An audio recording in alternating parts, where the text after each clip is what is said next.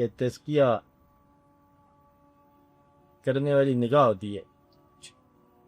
تزکیہ انسان اپنے آپ نہیں کرتا. یہ زکی کے دفعہ ہے کہ پیغمبر جو ہے آپ میں سے پیغمبر ہے ہمارا تزکیہ کا. وہ کہتے تزکیہ کرتے ہیں اللہ کے ساتھ، نگاہ کے ساتھ، دعا کے ساتھ، اور سچویشن پیدا کر لیتے ہیں جہاں تزکیہ ہونا بہت ضروری ہے. اگر آپ کو ایک قافلہ ہے کہ آپ لوگ جا رہے ہو، آپ کو راستے میں کہ قبرستان سے گزارا جائے، باغ کی سیر کرتے کرتے ہیں قبرستان سے گزارا جائے، دیکھو یہ دیکھو نا، کہتے ہیں میں باغ کی سیر کر رہا پھر آنا تو یہیں ہے، ذرا یہاں بیٹھ جائے تھوڑی دیر کے لیے، وہ خود بہت تزکیہ ہو جائے گا. تزکیہ کیا ہوتا ہے؟ کہتے ہیں یہ جگہ جو ہے نا یہاں پر مطلب اور باری باری کسی نے کسی کا مقام اور قیام ہو جانا ہے. تزکیہ ہو گیا. یہ جو ببود لگانے والے لوگ ہوتے ہیں یہ تزکیہ تو ہے ہندوؤں کے حساب سے. تو تزکیہ کرانے والا جو ہے نا وہ یا مشاہدہ کرا دیتا ہے، لیکن یہ بھی ایک مشاہدہ ہے. مثلا مشاہدہ کیا ہوتا ہے کہ اگر آپ یہاں بیٹھے ہوئے ہو اس جگہ اسی جگہ، اگر کسی حساب سے کوئی نگاہ مل جائے ایسی بپرد محال، تو آپ زمین کے اندر انسانی وجود کے ڈھانچے نظر آنے شروع ہو جائیں. جیسے کہ آپ محل تعمیر کر رہے ہو، نئی جگہ خریدی ہم نے، کہتے نئی جگہ پہ وہ مکان میں آئیں گے، اور آپ ایسی کوئی نگاہ مل جائے کہ ڈھانچوں کے اوپر مکان بنا رہے ہیں، تو تزکیہ خود بخود ہی ہو گیا. تو جو دس از دی اینڈ آف لائف یہ ہے. وہ ہنگامہ کیا ہے؟ اصل بات تو یہ ہے ان کو محسوس ہوا کہ کوئی جگہ ایسی نہیں ہے جہاں پر مخلوق خدا جو ہے نا وہ نہ ہو، کہ قبر کے اندر جو ہے ایک قبر کے اندر وہاں سے بدلے میں 70 مردے دفن آئے حرام کی طرف بڑی دار کی طرف.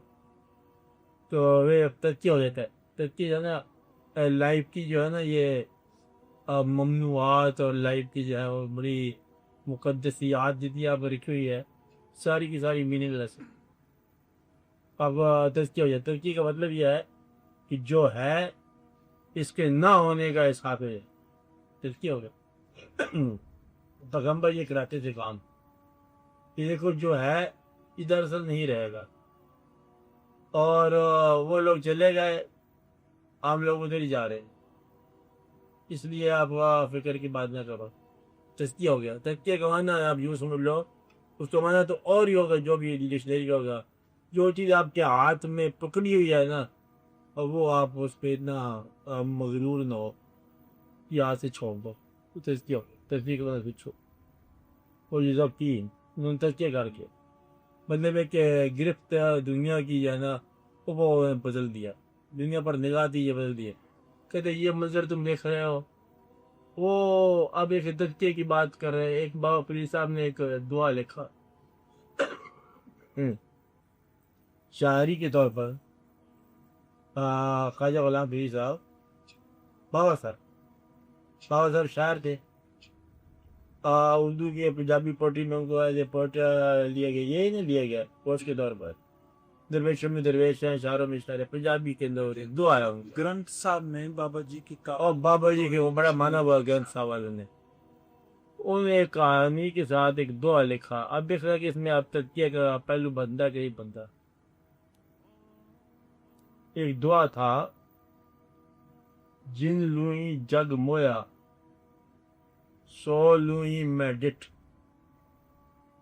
پجلا ریکھ نہ سینڈیاں سہ پنچی سوئے بٹ. اب اس کی تحقیق کی گئی یہ کیا کہتے بابا یہاں تھا جن لوئی جگ مویا سو لوئی میں ڈٹ. تو یہ ساری لمبی کہانی بن گئی. ان کا تحقیق کرو کہانی کیا ہے. لوئی کو مجھے تو پتا بھی نگاہ ہے پر یہ کہانی کیا ہے. کہانی یہ نکلی کہ ایک دفعہ بابا صاحب اپنے خیال و وصال و گمان کی حالتوں کے اندر جذب و سکر کی حالت میں جا رہے سیر کرنے. راستے میں کسی بستی سے گزر ہوا، دیکھا کہ ایک عورت کو پیٹ رہی ہے. ان کو یہ کا منظر ہے عورت کو پیٹ رہی ہے. اچھا باقی سے بھی جزاب یہ بتاؤ یہ قصہ کیا ہے. ان کو قصہ بڑا سمپل ہے. وہ عورت کی پیٹ رہی ہے. یہ پیٹ کیوں رہی ہے؟ کہتی وہ اس کی جو ہے نا میڈ سرونٹ ہے جو پٹ رہی ہے. اس نے اس کو کجرا ڈالا ہے اس میں کوئی ریک آ گئی، کوئی ریک کا ذرہ آ گیا، اس کی بڑی تکلیف ہوئی ہے، اس کو مارا ہے. تو اچھا اچھا اچھا اچھا، بہت تکلیف ہے بیچاری کو. کل آپ وہ گمان شمان چلے گئے سال کرتے کرتے، تو پتہ ہوں کہ ہاں 12-14 سال کی تو بات ہی کو نہیں ہوتی، یہ کیا میں گزر جاتے ہیں. وہ واپس آئے تو کسی قبرستان میں آرام سے قیام کر رہے تھے. منظر کا تو بڑا عجیب دیکھا میں نے. منظر دیکھا کہ چڑیا ہے، اس کے پاس اس کی چونچ میں کھانا ہے، وہ بچوں کو دے رہی ہے. وہ بچے جو ہے نا ایک کھوپڑی کے اندر اس کو آشیانہ بنا ہوا ہے، کھوپڑی کی آنکھ سے بچے چونچ نکالتے ہیں، ماں ان کو دانا دیتی ہے. کھویا خوبصورت سی بنی ہے، مطلب بچے اندر سے چونچ نکال رہے ہیں. اس نے کوئی ایسا موقع ملا کہ اس کو بنا لیا آشیانہ. بعض لوگ کہتے ہیں کہ میں نے بھی ذرا غور کیا، کشف القبور تو ہو ہی گیا تھا، کشف القلوب بھی ہو جاتا ہے، یہ تو ویسے ہی ہو جاتا ہے. دل والے اگر سچی ہوں آپ تو خود بخود آپ کو ہو جائے گا. تو میں نے پتا کہ یہ کون ہے، یہ پتہ لگا ایک عورت ہے، اس کا ایک کھوپڑی ہے. تو میں نے کہا اس کی کھوپڑی کی زندگی بتاؤ. اور بات یہ وہی ہے جو گجرے ریخ کے اوپر مار رہی تھی.